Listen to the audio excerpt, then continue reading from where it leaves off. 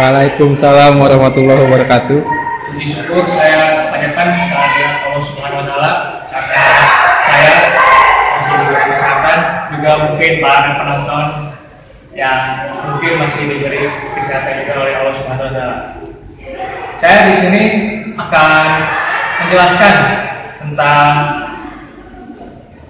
jenis penganggaran perusahaan, yaitu fungsi dan jenis anggaran. Oke, langsung saja. Fungsi anggaran dalam upayanya untuk mencapai tujuan didirikannya perusahaan, organisasi perusahaan memiliki berbagai fungsi yang berkaitan dengan pencapaian tujuan tersebut. Secara umum, seluruh fungsi dalam suatu organisasi dapat dikelompokkan ke dalam 4 fungsi pokok, yaitu yang pertama planning, organizing, actuating, dan controlling. Planning, di dalam fungsi ini terapkan tujuan jangka panjang, jangka pendek, sasaran yang ingin dicapai, strategi yang akan digunakan, dan sebagainya. Di dalam fungsi ini dia berkaitan dengan segala sesuatu yang ingin dihasilkan dan dicapai perusahaan di masa mendatang, termasuk di dalamnya menetapkan produk yang akan dihasilkan, bagaimana menghasilkannya, sumber daya yang dibutuhkan untuk menghasilkan produk tersebut, bagaimana memasarkan produk tersebut, dan sebagainya. Lalu organizing atau pengorganisasian. Setelah segala sesuatu yang ingin dihasilkan dan dicapai perusahaan di masa yang akan datang telah ditetapkan, maka perusahaan harus mencari sumber daya yang berkualitas dan dibutuhkan oleh perusahaan untuk merealisasikan rencana yang telah ditetapkan oleh perusahaan tersebut. Dimulai dari memperoleh bahan baku, mencari mesin yang dibutuhkan untuk mengelola dan bahan baku tersebut, bangunan yang dibutuhkan untuk mengelola bahan baku, lalu mencari tenaga kerja serta kualifikasi yang dibutuhkan, mencari modal yang dibutuhkan, dan untuk menghasilkan produk yang direncanakan.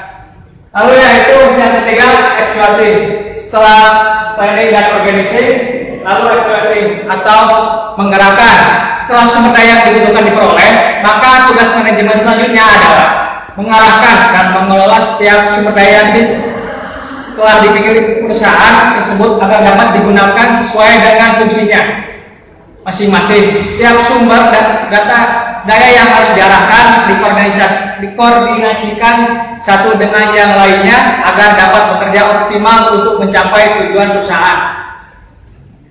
Lalu controlling, setelah planning, organizing, dan lalu yang terakhir itu controlling. Setelah sumber daya yang dibutuhkan perusahaan diperoleh dan diarahkan untuk bekerja sesuai dengan fungsinya masing-masing, maka langkah berikutnya adalah memastikan bahwa sumber daya tersebut bekerja sesuai dengan perintah dan arahan yang telah ditetapkan oleh perusahaan. Fungsi ini berkaitan erat dengan untuk menjamin bahwa setiap sumber daya tersebut bekerja sesuai dengan efisien dan efektif. Anggaran memiliki fungsi yang terkait erat dengan keempat fungsi manajemen tersebut. Keempat fungsi tersebut merupakan suatu kesatuan fungsi yang saling terkait satu dengan yang lainnya. Dan anggaran dengan keempat fungsi tersebut merupakan suatu fungsi yang terintegrasi satu dengan yang lainnya. Karena apabila perusahaan tidak memiliki anggaran, maka tidak akan berjalan suatu tujuannya. Lalu setelah itu, dua fungsi anggaran, alat perencanaan serta alat pengendalian. Alat perencanaan sebagai bagian dari fungsi perencanaan, anggaran merupakan rencana kerja yang menjadi pedoman bagi anggota organisasi dalam bertindak. Anggaran merupakan rencana yang memberikan dampak sasaran dan arah yang harus dicapai oleh setiap bagian organisasi dalam suatu periode waktu tertentu. Tanpa memiliki anggaran perusahaan, tidak mungkin memiliki arah dan sasaran yang harus dicapai dalam suatu kurun waktu tertentu. Lalu dalam fungsi perencanaan, anggaran memiliki beberapa manfaat yang saling terkait satu dengan yang lainnya, yaitu memberikan pendekatan yang terarah dan terintegrasi kepada seluruh anggota organisasi, lalu menciptakan suasana organisasi yang mengarah kepada tujuan umum, yaitu pencapaian laba usaha perusahaan. Yang ketiga, mendorong seluruh anggota organisasi untuk memiliki komitmen mencapai sasaran yang telah ditetapkan. Selanjutnya, mengarahkan penggunaan sumber daya pada kegiatan yang paling menguntungkan, lalu mendorong pencapaian standar prestasi yang tinggi bagi seluruh anggota organisasi. Setelah itu, alat pengendalian. Di sini alat pengendalian berfungsi sebagai anggaran berguna sebagai alat penilai apakah aktivitas setiap bagian organisasi telah sesuai dengan rencana perusahaan tersebut atau tidak. Dalam hal ini, anggaran berfungsi sebagai tolok ukur keberhasilan manajemen. Sebagai suatu standar, anggaran digunakan untuk menilai kegiatan yang dilaksanakan setiap bagian manajemen telah sesuai standar yang telah ditetapkan atau tidak.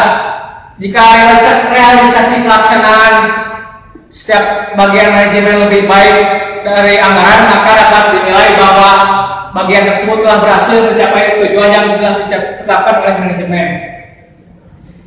Yaitu selanjutnya ada jenis anggaran. Di sini ada anggaran operasional dan anggaran keuangan.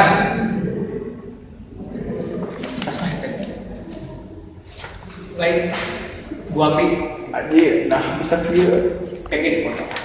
Edit. Jenis anggaran yang harus disusun. Suatu perusahaan terdiri dari berbagai jenis anggaran. Semua aktivitas yang direncanakan suatu perusahaan di dalam periode mendatang harus disusun dalam suatu anggaran yang lengkap. Karena apabila anggaran tersebut tidak lengkap akan terjadi chaos bagi perusahaan dan menimbulkan ketidakseimbangan atau tidak balance-nya suatu anggaran perusahaan. Walaupun anggarannya harus disusun perusahaan dari berbagai jenis anggaran, tetapi pada dasarnya anggaran perusahaan dapat dikategorikan ke dalam beberapa kelompok anggaran, yaitu anggaran operasional dan anggaran keuangan. Anggaran operasional di sini anggaran rencana kerja perusahaan yang mencakup semua kegiatan utama perusahaan dalam memperoleh pendapatan di dalam suatu periode tertentu. Yang pertama, anggaran pendapatan.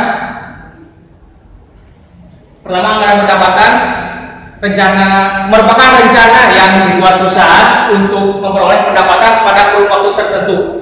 Anggaran pendapatan dapat disusun berdasarkan jenis produk, wilayah pemasaran, kelompok konsumen atau kelompok wiraniaga. Karena pada dasarnya apabila menetapkan suatu tujuan, maka anggarannya dapat berbeda-beda sesuai dengan wilayah geografisnya yang akan dituju. Hal ini karena akan mengefektivitaskan strategi pemasaran. Lalu anggaran biaya, rencana biaya yang akan dikeluarkan perusahaan untuk memperoleh pendapatan yang direncanakan. Anggaran biaya biasanya disusun berdasarkan jenis biaya yang dikeluarkan.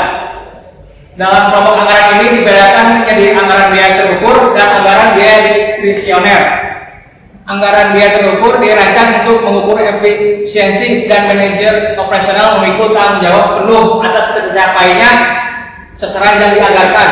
Sedangkan anggaran biaya diskresioner tidak dirancang untuk mengukur efisiensi dan penyusun anggaran bertanggung jawab untuk membelanjakan jumlah yang telah ditetapkan. Lalu anggaran laba di sini masih kelompok anggaran laba. Tetap bikin dong. Sia ini. Nah, jadi bisa kia.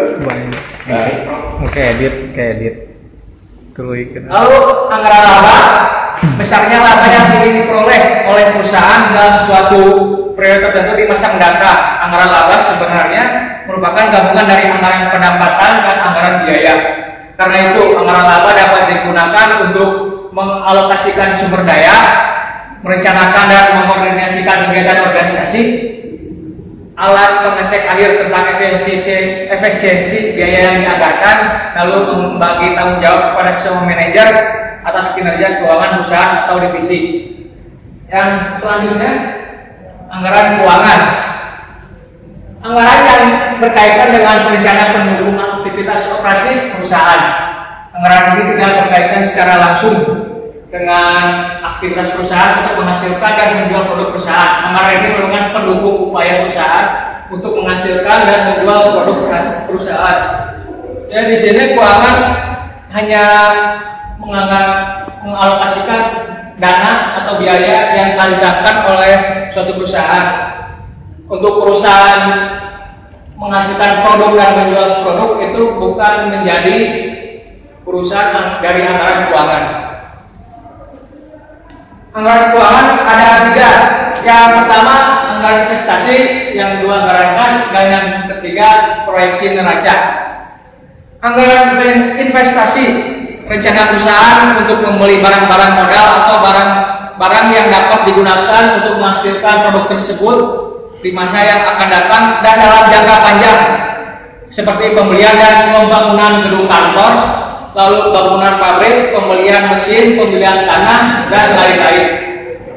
Lalu anggaran kas, rencana aktivitas penerimaan dan pengeluaran kas perusahaan dalam suatu periode tertentu, beserta penjelasan tentang sumber-sumber penerimaan dan pengeluaran kas tersebut. Yang ketiga, proyeksi neraca. Di sini kondisi keuangan yang diinginkan oleh perusahaan di dalam suatu periode tertentu di masa yang akan datang. Jadi neraca dalam perusahaan itu harus tetap seimbang. Selanjutnya, kelengkapan anggaran. Ada 2, anggaran parsial serta anggaran komprehensif. Dilihat dari kelengkapan anggaran yang disusun oleh suatu organisasi, maka anggaran dapat dikategorikan menjadi 2, yaitu anggaran parsial lalu anggaran komprehensif. Anggaran parsial di sini adalah anggaran yang terdiri dari satu jenis atau kelompok kegiatan tertentu saja. Misalnya anggaran penjualan, anggaran biaya pemasaran, anggaran biaya administrasi, dan lain-lain. Lalu anggaran komprehensif. Anggaran komprehensif adalah keseluruhan anggaran yang terdiri dari gabungan-gabungan anggaran parsial di dalam suatu periode waktu tertentu. Pada dasarnya anggaran komprehensif ini merupakan gabungan dari anggaran menggambarkan keseluruhan rencana yang ingin dicapai perusahaan dalam kurun waktu tertentu. Menurut fleksibilitasnya, anggaran dibagi menjadi 2, anggaran fleksibel serta anggaran tetap. Anggaran fleksibel adalah anggaran yang dapat dirubah dan disesuaikan berdasarkan perubahan lingkungan yang ada.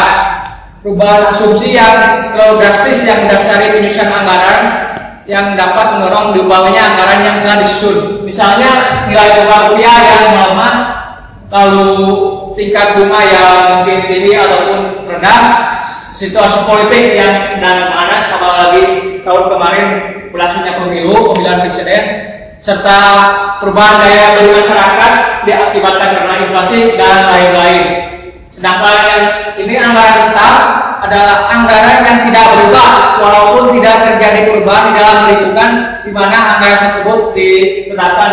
Jadi anggaran tetap ini tidak dipengaruhi oleh lingkungan atau perubahan karena situasi dalam lingkungan tersebut. Cukup sekian dan terima kasih presentasi dari saya. Sekiranya bermanfaat bagi kita semua dan menambah wawasan bagi yang menontonnya. Demikian, wassalamualaikum warahmatullahi wabarakatuh.